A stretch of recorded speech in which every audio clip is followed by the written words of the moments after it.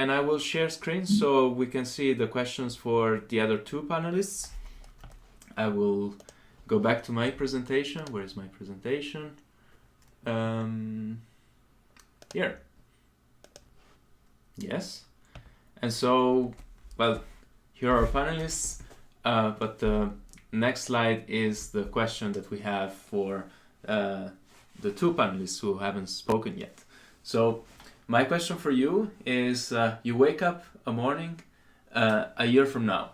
The COVID vaccine has been distributed globally. There is generally a sense of relief, and many learnings have come from the last 2 years of dealing with the pandemic. New perspectives have been uncovered regarding the capability to work from home, and both private and public organizations and the people working in them have experienced the challenges of dealing with major societal changes. As you wake up this morning, what are the main challenges that organizations are facing in the cybersecurity and threat landscape, and which types of cyber capabilities are most crucial for their future success and survival? So, with that said, I would like Lone to take the first round. You have 5 to 10 minutes to give us your thought in this direction. Okay, thank you.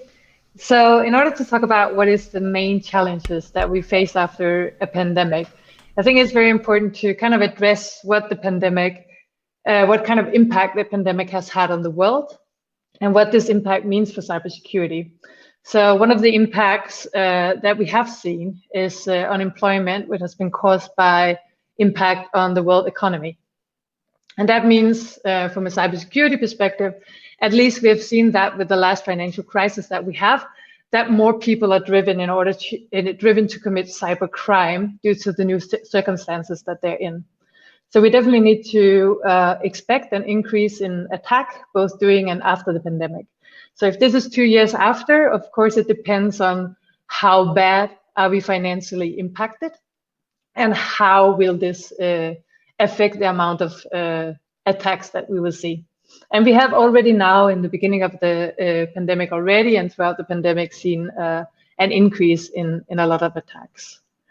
Furthermore, we also have cyber criminals that are using social engineering as part of their attacks. And they're often adapting their attacks to what is currently relevant in the world. So as we saw also in the beginning with COVID-19, we started to see these COVID-19 related cyber attacks. And I think we need to be aware of that both during and after the pandemic. So we are so focused on the pandemic and what has to be done. And we have to keep putting focus on how can this be exploited by cyber criminals. So one of the challenges to keep up with the trends of these attacks and to continuously inform and train employees to be aware. Conceptually, that is no different than what we have to do at any other time. The difference is here that we need to consider is how people are affected by the pandemic. First of all, they are focused on the pandemic. They might not expect cyber criminals to exploit it, so it might even not be a consideration that someone would do that.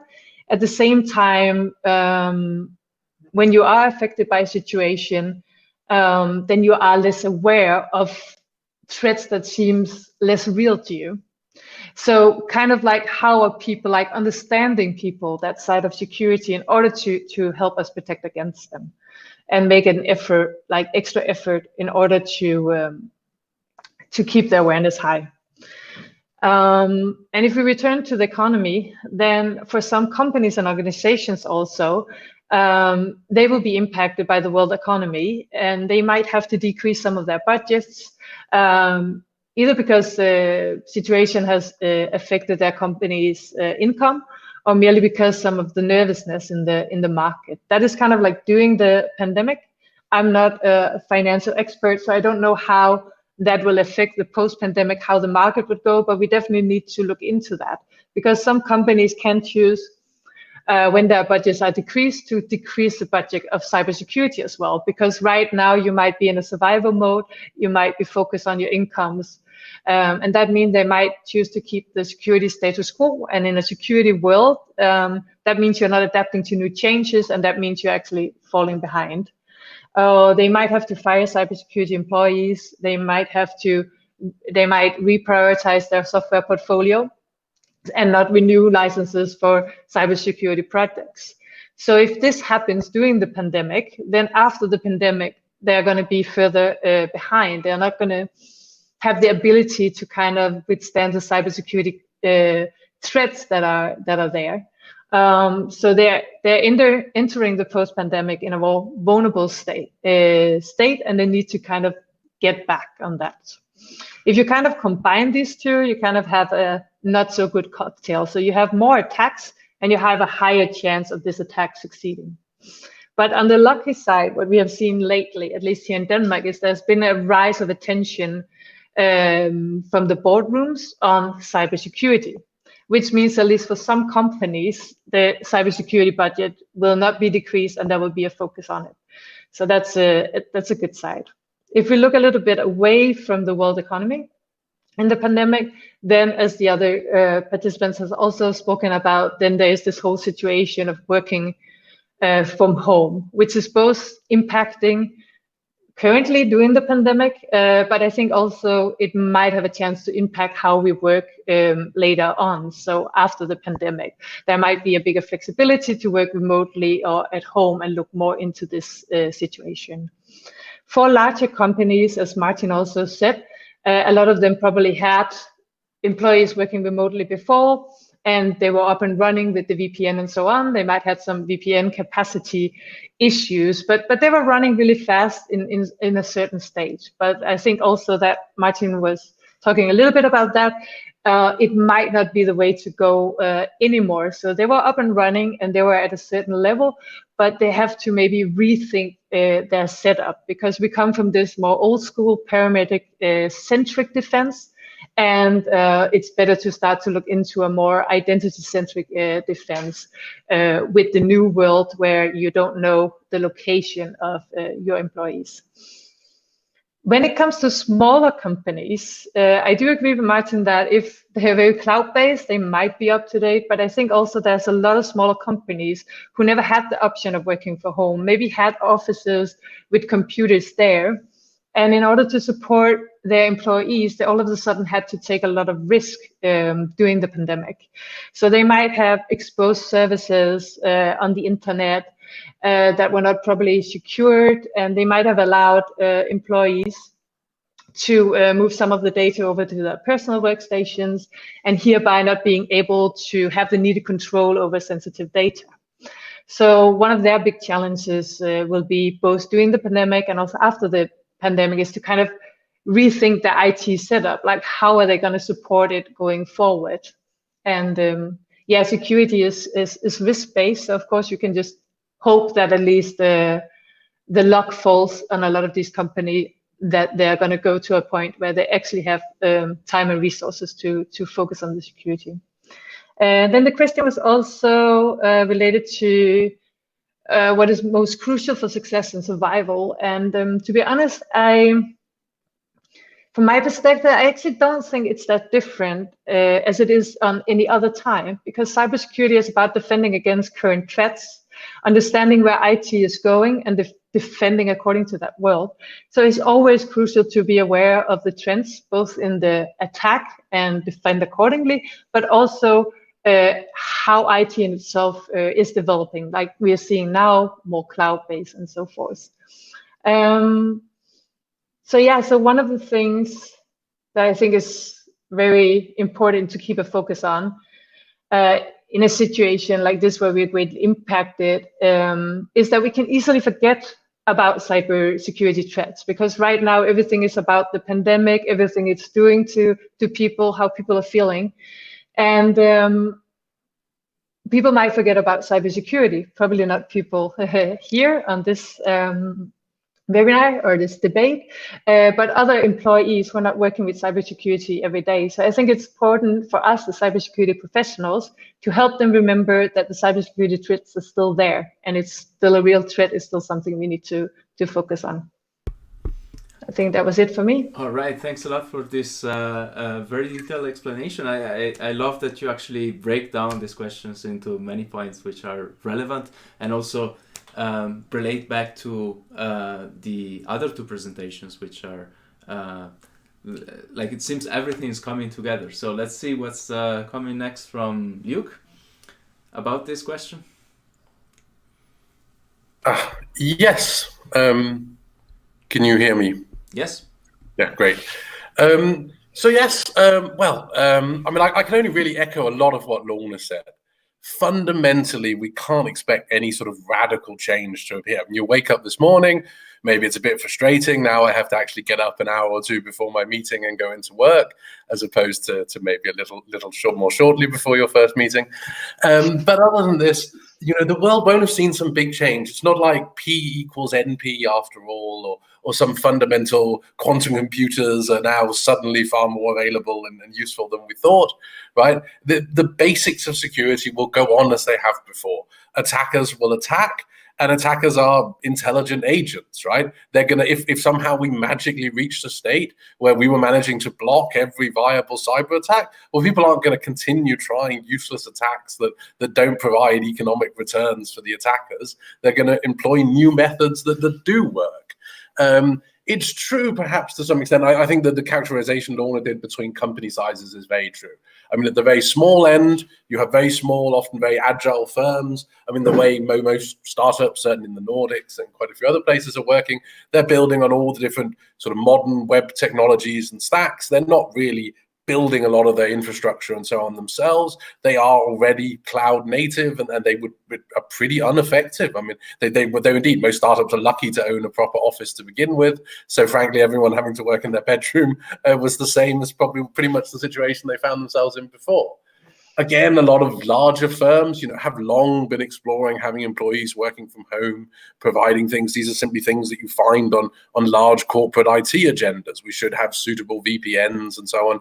As the first speaker mentioned as well, yes, some of them were maybe a little underspecified for COVID, but these aren't radical changes, right? These are small accelerations to trends we've seen before. Adding a little bit more VPN capacity, I mean, it's not a radical departure from where we were. Again, I think the big trends that have been around well before COVID are things like bring your own device, these sorts of trends. Partly indeed what we saw with the zero trust model. A very good implementation is indeed Google's Beyond Corp. And I mean, and frequently when you talk at the larger end, these are things that are seen as the gold standard, well, what a lot of sort of large scale corporate IT departments are driving towards. In the middle, especially in countries like Denmark, you have the sort of the much stranger thing, government sector, things like this. And this is where you much more find organizations, which, I mean, sort of people who would have logged into a talk like this in the evening probably do find more surprising. You get these workers who still have Post-its with passwords under their laptops, whatever. And these things, yes, I mean, they're incredibly difficult employees to protect, but they were that when they were at home or they were at work anyway. I mean, these things are part of the very nature of what you're doing in cybersecurity. And fundamentally, yes, I mean, there are solutions. There are these sorts of more, no one on the network or system is trusted. We have all our different layers of defense. We provide services and we try to make some sort of intelligent guess about what identity should be given access to what. But nothing has transformed in some truly dramatic way. And I'm sorry if it's a bit of a disappointing answer, really.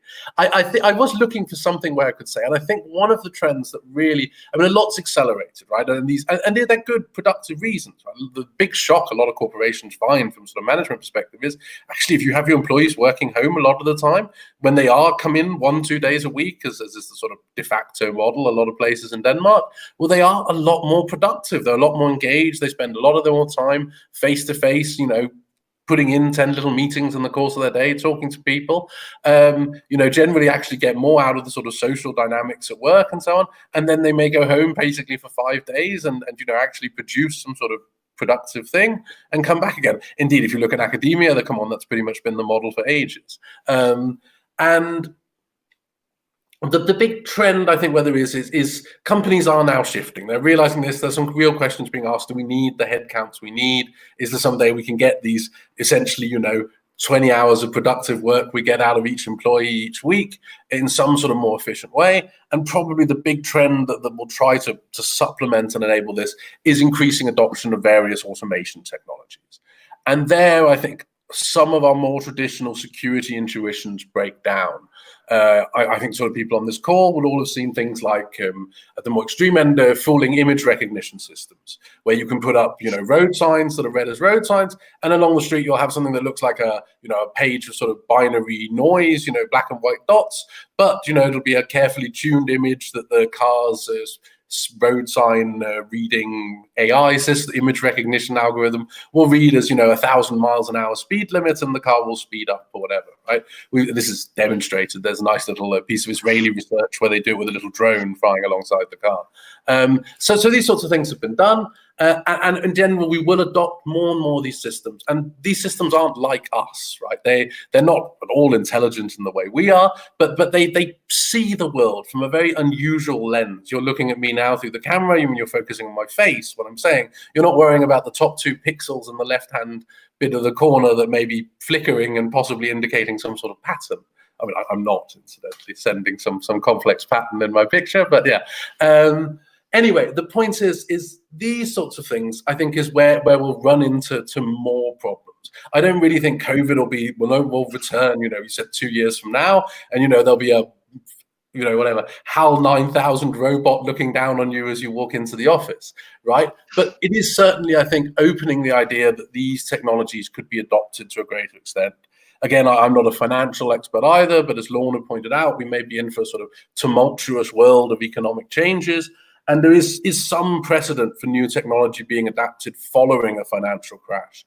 If you go back to things like the Great Depression in the 20s, at that time, a lot of American factories weren't electrified, essentially using electricity to produce goods. And what happened was that the technology was well proven and established at the time. It simply just made economic sense to keep running in the ways you had previously. But once the Depression completely wiped out what there was, when you started to build back up, you saw this mass adoption of electrified technologies at the time. Again, some of our AI technologies are starting to become, and I really do dislike that word, it's horribly misused, but some of these, shall we say, smarter than previous algorithms are now ready for prime time. And we would expect that if there really is a collapse and a rebuilding, that we would actually see these deployed to a much greater extent. And I think there's some interesting opportunities for some cybersecurity havoc. I think I'm running out of my 5 minutes, so I'll stop there, but we can always follow up and talk more about playing with those sorts of systems. All right, thanks a lot for being timely. I would move on to the next phase, which is to actually get all the panelists involved. All right, so I have a first question actually for Martin.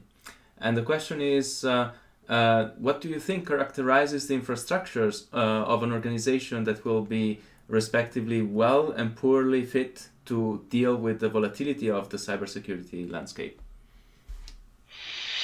Yeah, I think that in the short term, some of the business that have focused on basic hygiene and best practices such as patch management, hardening, identity and access management, especially around managing privileged user accounts that we also talked about, do use multi-factor authentication and have a fairly well-defined perimeter, whatever that be in an on-prem data center or in the cloud for that matter, and maybe also have some experience with cloud services. I think will be in a good position going forward.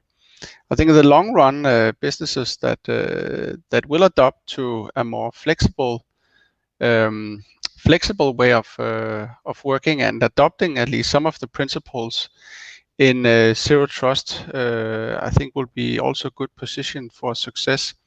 And maybe just to comment on the part where, of course, budgets may be cut.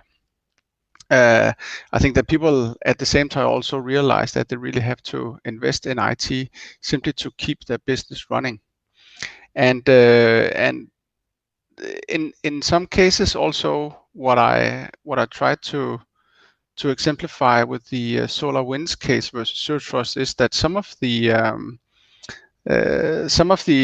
very effective controls that you can implement are actually not expensive. And so it would be an interesting project to run, maybe for Oksana at some point, to figure out why do companies not follow best practice. I mean, if you look at SANS top 20 security controls, a lot of them are well understood. They're not expensive, and I think would be a good trade-off for people focusing on the next AI product. That's my 2 cents. All right, thanks a lot. Next question is for Lone. And the question is, your job requires to defend the weak ones, but you can also think like the bullies. From these perspectives, what do you consider to be the most critical blind spots that organizations should address, and how can they find them if their budget is light? Yeah. I think that one of the more critical blind spots, at least, is when cybersecurity is not seen as a moving target, because what might be sufficient protection yesterday might not be sufficient protection today. And what I encounter a lot is comments like, but we have always done it that way, or comments like, but it passed the review last time, or things similar to that. So not understanding that it's a moving target. What we accept for an encryption level today is not what we're going to accept for an encryption level in a few months. So everything is moving.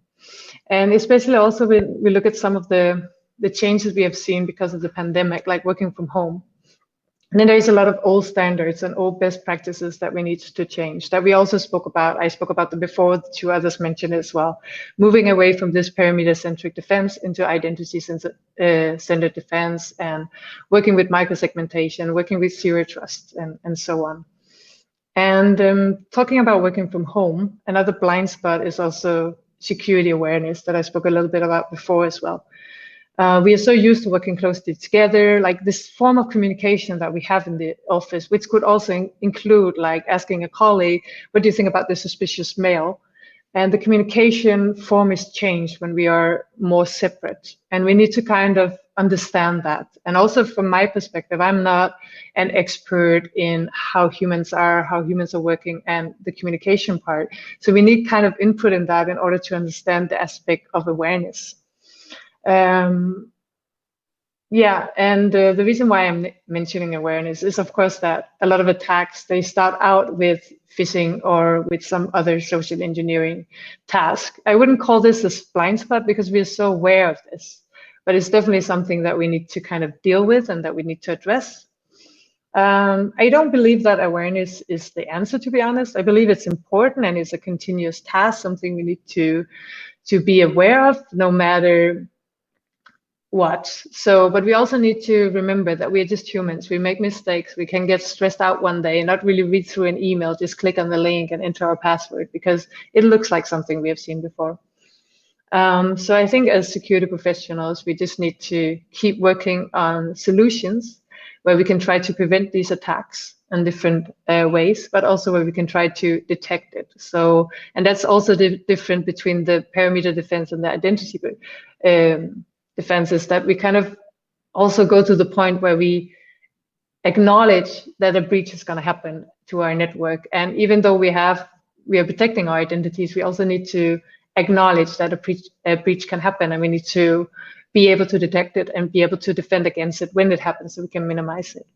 And then to the question about the budget, which is a difficult question, to be honest, but I do believe that the most important thing is having the right resources. And it's a little bit linked to what Martin also just said, because a lot of solutions can be cheap to implement, but if you don't have the right people, to say what to do, then you just have a lot of salespeople calling you and you don't know which direction to go to.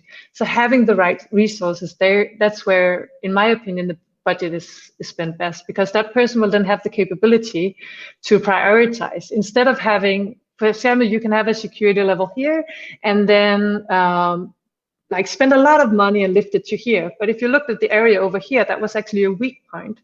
That resource would be able to identify that, and then maybe you can lift that security up to here without even actually spending something.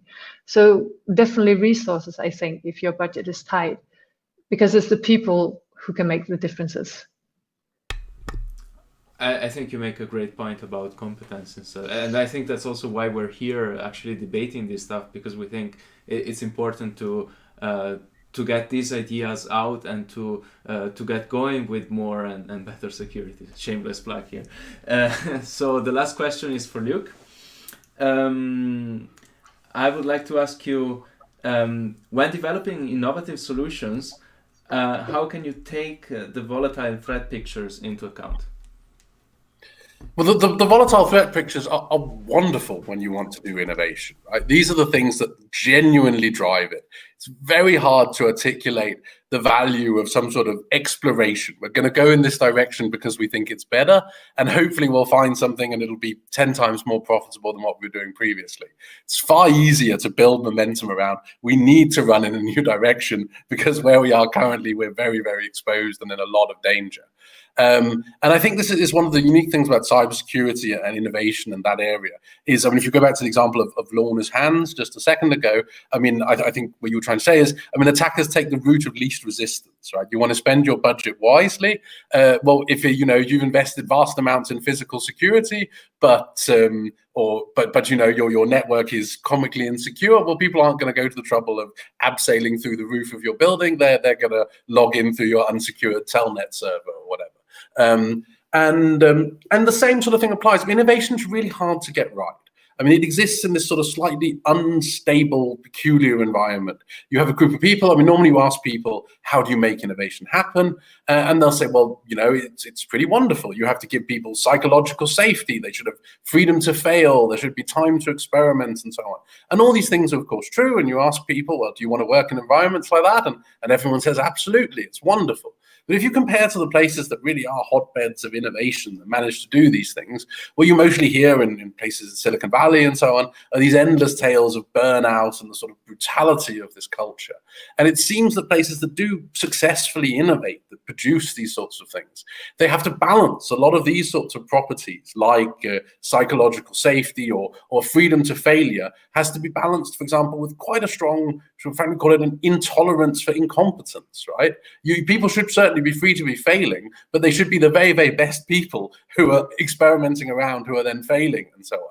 And this often makes for very, very difficult types of cultures. And the real benefit that threats bring on the table here is that they push that forward. The nature of cyber threats are so brutal, so, once an attack works, it can be infinitely replicated in no time and so on. It's very easy, but I mean, literally, we love the phrase owned in our industry, right? Once you lose, it's normally not in doubt. You have absolutely, totally lost, right? And this is, in some ways, quite a good tool to spur innovation, right? To sit down, to have wide-ranging talks, to let maybe some of the more wild and crazy threats that you can dream up be what drives a few design decisions. Certainly if there is the budget and the freedom and so on to genuinely innovate, well, then having good creative sources of threats, and it is creative work, right? Whenever you come across some sort of really good exploit or something, there's always that one step in it where you go, I've got you so far, yeah, I'm following along. And then there's like, oh, that's brilliant. I'd never thought of that sort of step. And that's what makes for really good things. And that is in itself a kind of innovation. And they can be a really good spark to, if you're looking into products, if you're looking into designs that really will have some sort of game-changing effect, yes, threats are a real gift. I've found it much easier to foster innovation under threat of something than in some sort of situation with, do you think there might be a way to do this better, faster, cheaper? Yeah. Does that sort of answer your question? That's your answer. So yes, I'd like to thank you all actually for the quite insightful comments and answers. You talked about a lot of stuff. You talked about cloud agility, moving to a different threat scenario where we go to zero trust, all the issues that we have with budget and businesses who have to deal with, like, juggle multiple balls, right? To deal with the cuts and to deal with the cost of doing cybersecurity. The point about having to get the right people, to get the right culture, to actually implement effective cybersecurity. And I think all of these are really relevant. I would like to give the word just to wrap up to Oksana, who hasn't spoken yet. So if you want to comment on this too, please. Right. Thank you. So I just wanted to add up. So both you, Martin, and you, Lon, talked about awareness, and to me, it is an important topic. It's a part of my research that I do, and I fully agree that it is very important. And I fully agree with Lon that you do need awareness, you do need to help people, and I believe it's our responsibility as a security community to help end users how to protect themselves. But also I fully agree that we cannot put the responsibility just on the users, because yes, they will fail, not because they're lazy or stupid or incompetent, but because they are human beings, and its security is a secondary task. So people don't actively think about security when they read their emails, when they browse the web, when they talk to their friends on messengers. So they will make mistakes, and this is something you unfortunately cannot avoid. And it is challenging to provide security awareness measures that help, also who don't have technical expertise. But again, you can't rely just on the users being aware and doing everything to protect themselves. We have to take responsibility as well, and companies have to take responsibility as well. And there is also what Martin mentioned about the awareness among the developers, because to me it seems also like an important and challenging topic. So as you said, Martin, yes, actually the best practices, they are very well known, they are very well studied, and they're actually cheap to implement. The question is why are companies not doing this? Or are they not aware of these best practices? And if so, why are they not aware? Because also the problem is there are trainings for companies. And for example, I know that ITU provides trainings for companies. There are other universities, other institutions that provide these trainings. But the problem is, and it is also what we touch upon in our project that I talked about, is people just don't take these trainings. And this is for different reasons. So I guess, again, the question we have to ask here, how do we motivate people, and also how do we create this security culture among in the companies, among developers, among the managers, that people do understand the importance of security and they need to prioritize security sometimes, especially in the presence of threats. I think this is all from myself. I think you touched onto some really interesting issues. Also, I'd like to also mention the point that it was discussed before also by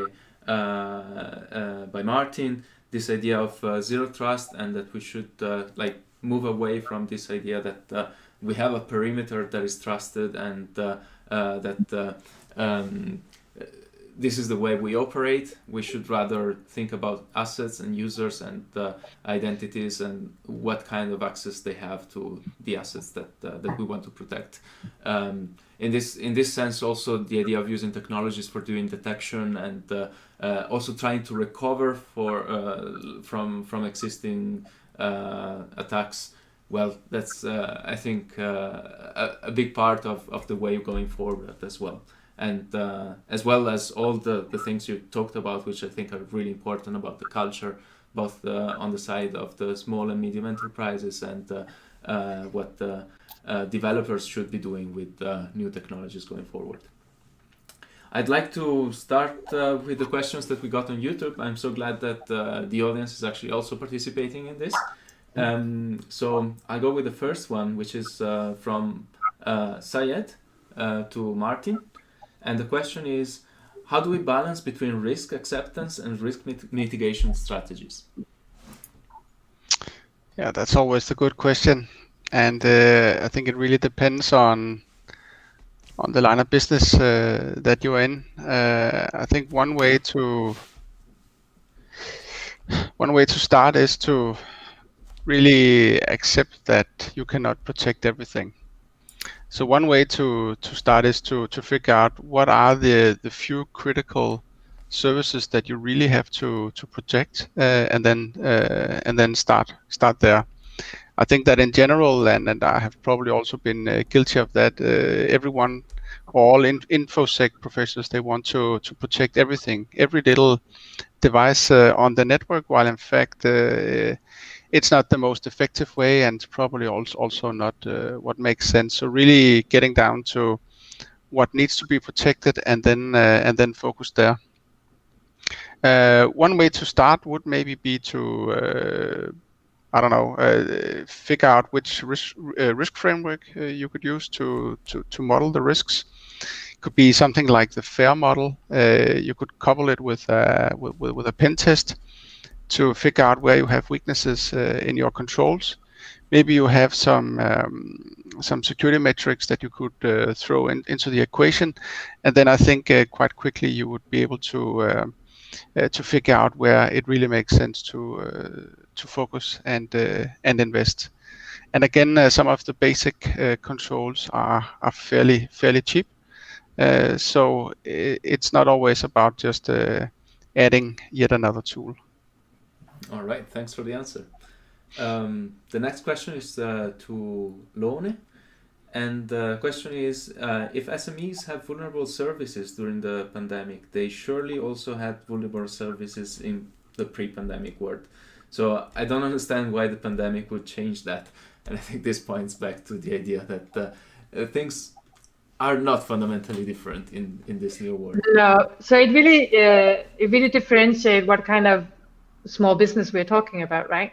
So if we have the new small businesses, I don't think, like it was also said by Luke, I don't think there's a big difference. But there are other small companies that are older who are relying on much more like older infrastructure.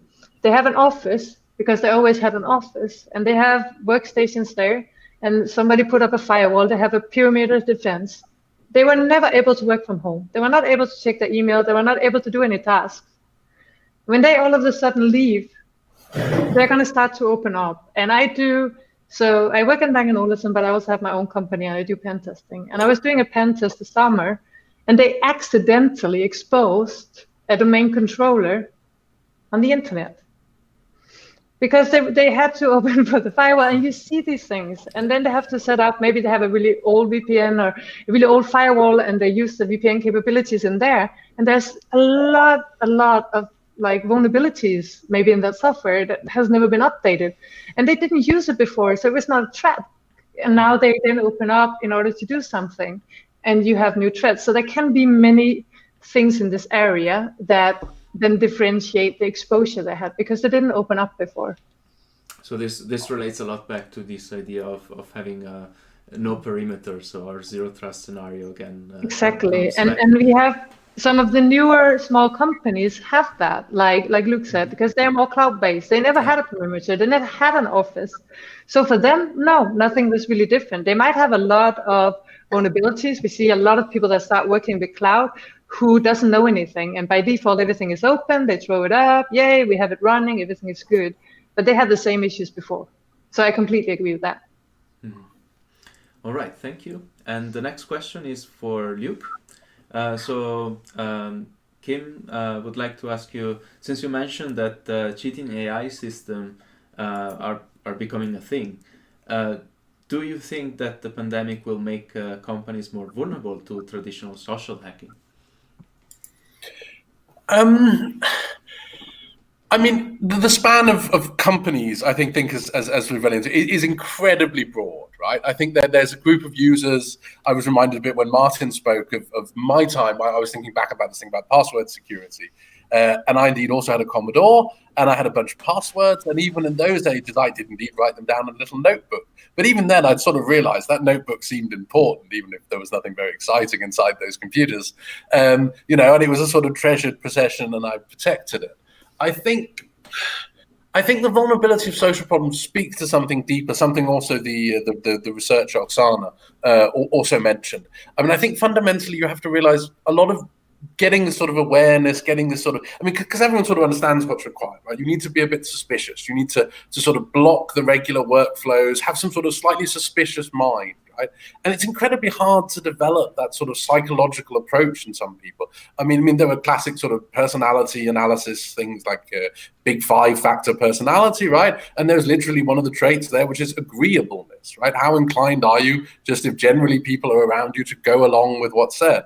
And you go deeper into sort of social psychology, there's things like, I believe it's called the Solomon Asch experiment, this thing where you draw a bunch of lines. So you have like 10 people come into a room. In reality, only one of them is the test subject. Everyone else is in on it. And the sort of experimenter shows a card with a bunch of lines on, and everyone in the room says, which is the shortest of these 5 lines, and everyone picks obviously the wrong line. And the amazing thing is the vast majority of people will go along and will conform, and even though they can clearly see it's not the shortest line, they'll agree with everyone else in the room, right? It's a very well documented psychological effect.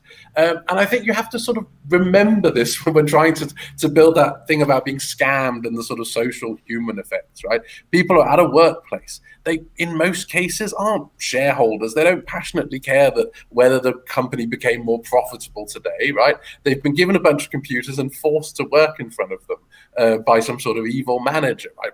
They may sort of reasonably enjoy their jobs. I'm not presenting everything as being horrible, but they're not that invested, right? They're much more concerned about dropping their own phone down the toilet when they go for a break or whatever than they are worried about someone breaking into the corporate computers, unless they're involved in security. So it is very hard to get people to protect something where they're not that invested in its protection itself. And I mean, yes, they're very inclined to go along with sort of big social manipulation. I mean, these things are deep, primal things that have been in us, right from the start as sort of chimpanzees. I don't think that there's ever any real hope to get rid of this. It'll always be with us. The biggest thing that really drives meaningful engagement with people wanting to play an active role in protecting their companies is that they're more invested. I mean, people who own stock in it, who are somehow more committed, or people who work for NGOs, these sorts of organizations, where they really passionately care about the mission and so on. You'll normally find those, if you're doing a pen test or security work for them, far more eager to push back and to build real meaningful security, far more employees that are uniformly committed, because again, we just need that one weak link. We just need the one disaffected employee who really cannot care less to click on our link or to do whatever it is we needed them to do, right? And I mean, you're always going to find a few of them. I don't see COVID. Maybe, I mean, if COVID unleashes a wave of sort of economic, financial troubles, people are seeing pay cuts, absence of bonuses, these types of things, maybe there'll be a bit more dissatisfaction and people will be a little more, what the hell? I'll click on the link and get a free iPhone. I don't care. It's my work computer, right? Maybe we'll see a small increase in that. But again, I would be surprised if it was particularly dramatic. Yeah. Okay, so I mean, it's great to point out exactly this fact that we need to work with our nature and not to work against our nature. So we need to use our strengths and recognize that we have inherent weaknesses that we need to be aware of, and also make sure we get around those. So my next question would be to Oksana, actually, from our from Andrada, and it would be about what was the hardest subject in your research that you tried to get answers on from the companies that you approached. So what was the hardest bit to actually ask about, and why do you think is that? The hardest bit, right? So I have to say I was not the person doing the interviews, so maybe I'm not the best person to answer this. But when we analyze the data, when we discuss this, essentially the question is you do ask people to talk about their own shortcomings or about shortcomings of their colleagues and bosses. And of course, we ensure that we do protect the participants. We told them it will be confidential, of course. We will not publish their names or any other identifying information. This is solely for research purposes. But still, this was my concern going into the project, that when you ask people what is going on, what is your company doing wrong, people will not answer. Again, as Luke has said, some people are just not really willing to talk about these things. Yeah. So either they want to give a better impression of themselves than they are, and they will say, yes, everything is running great, we are the best company ever in terms of security. I mean, I'm simplifying here, of course, but this is the attitude you could have expected. Or even if they're not, even if they have their motivation to maybe protect their colleagues, they don't want to say bad things about what their colleagues are doing wrong. They don't want to say what their bosses are doing wrong. So we had concerns about speaking about sensitive subject in general, and whether they will be willing actually to talk about their problems with us. It turned out not to be the case. We still, or not to be the case to a lot of extent. We did manage to get some valuable responses from them, but still, this is always a question. If you ask people about how they're doing and not actually able to observe them, you rely a lot on their self-reporting, and again, you have to deal with a lot of subjectivity in this kind of research. Yeah, I think getting precise and accurate answers is probably the hardest bit of doing this type of service, right? Yes. and also getting around the inherent personal issues with releasing this type of information. So I would like to ask one last question to Martin, and then we could wrap up the evening, so that we've been already 1 hour and a half together. I think it's been so far a great conversation. Last question to Martin, and it is, according to a new survey from Capgemini, 69% of organizations believe they will not be able to respond to security threats without AI. So why do you think this is the case? That's a good question. I don't know that survey actually. Neither but do I. If you're asking me for an educated guess, I would assume that it's simply because if you look at larger businesses, the amount of logging and the amount of signals that is required to perform security monitoring with is increasing quite a lot, and the only real way to analyze the data as it's being logged and so on is to use machine learning, AI, and so on.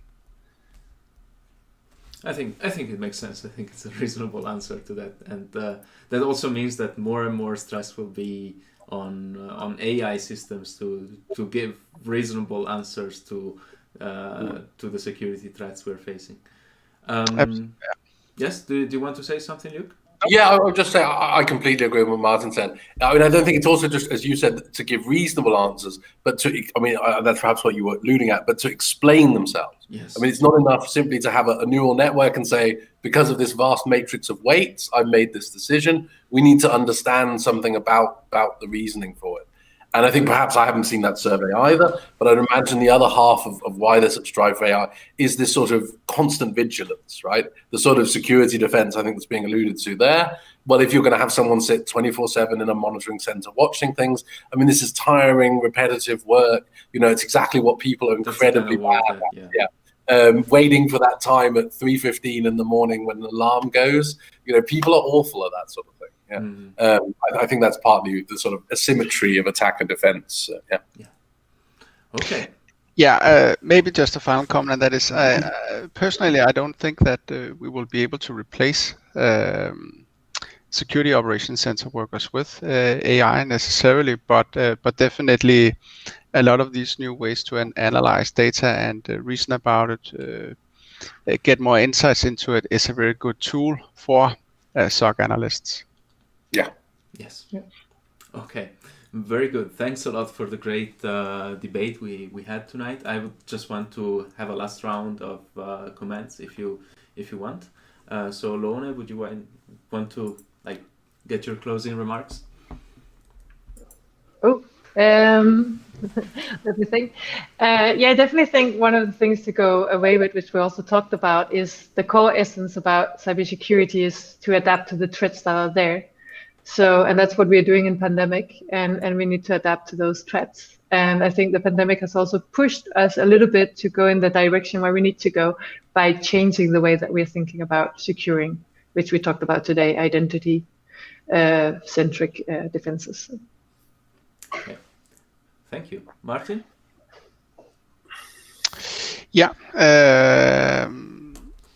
There's been a lot of mentioning and talk about awareness, and that is absolutely good. I think the industry is still lagging a bit behind in some ways to find more effective ways to perform awareness training, because at least personally, I have gone through, I don't know how many tons of online awareness courses, and first of all, they're super boring, and I don't think that they really have the intended effect that they should have.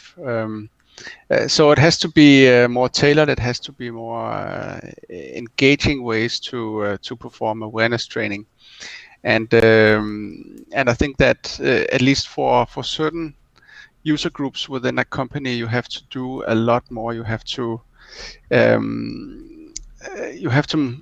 involve them more. You need to have more personal conversations with them. You have to work more closely with them to really make an impact, because I think only when you achieve to work closely with them, you will be able to for them to learn what it is that you very often try to articulate or teach them or nudge them towards. And that's certainly also true for a lot of good developers. They obviously do not intend or have any desire to do, let's say, crazy or insecure stuff, but sometimes they're just very pressured to deliver, and being able to have that more colleague-to-colleague relationship, I think, is very important. All right, thank you. Can I add a comment to that? Of course.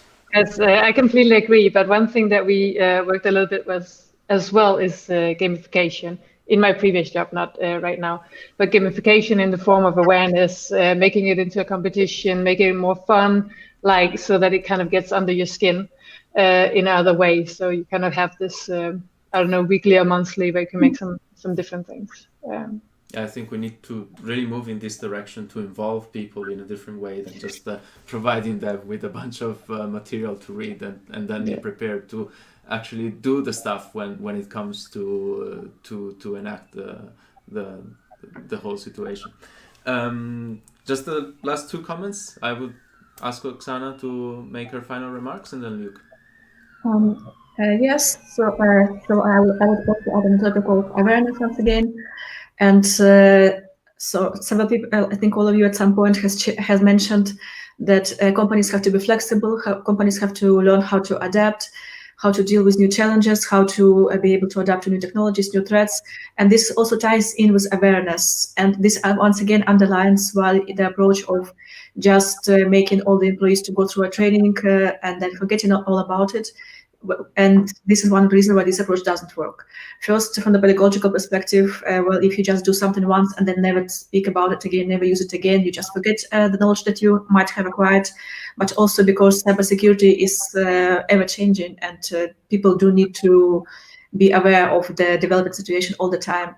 And this is why the awareness measures that are implemented, of course, they have to involve the users. They have to actually look at what people need, what's the best way to reach out to them, but also some kind to involve them on a regular basis, on a continuous basis, not just as a one-time event is also what is needed. All right. Luke?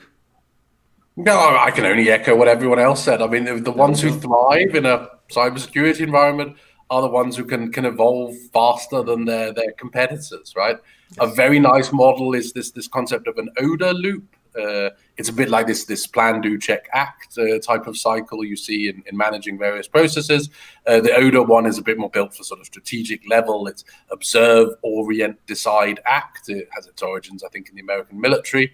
But the big sort of conclusion from their sort of study of, what sort of armies, big protracted struggles over years, new technologies are invented, which kind of organizations win, were the ones that can complete this OWASP loop cycle as quickly as possible and keep speeding up the tempo they cycle through it. And I think much is true again of defending against cyber attacks and building robust cyber defense. You need to be able to evolve, and the ones that can evolve faster than the others will see a lot less attacks hitting them and generally a much more positive things. The ones that begin to lag behind will suffer more and more. Yeah. All right, thanks a lot for your final remarks. I think it's been actually a very interesting and insightful conversation we just had, talking about a whole range of topics, considering different threat scenarios and perimeters, considering moving to cloud and agile working and software development as well, considering the human factor, considering the economics of this whole situation, how it will affect us.